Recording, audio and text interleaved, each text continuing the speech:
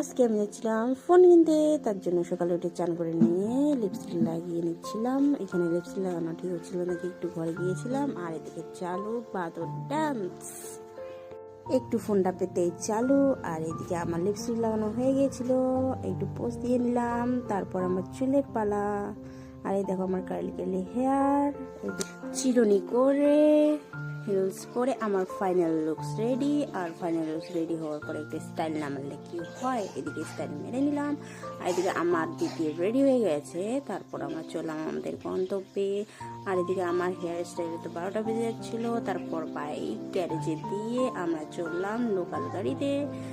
Finally পৌঁছে গেলাম আমরা আমাদের গন্তব্যে।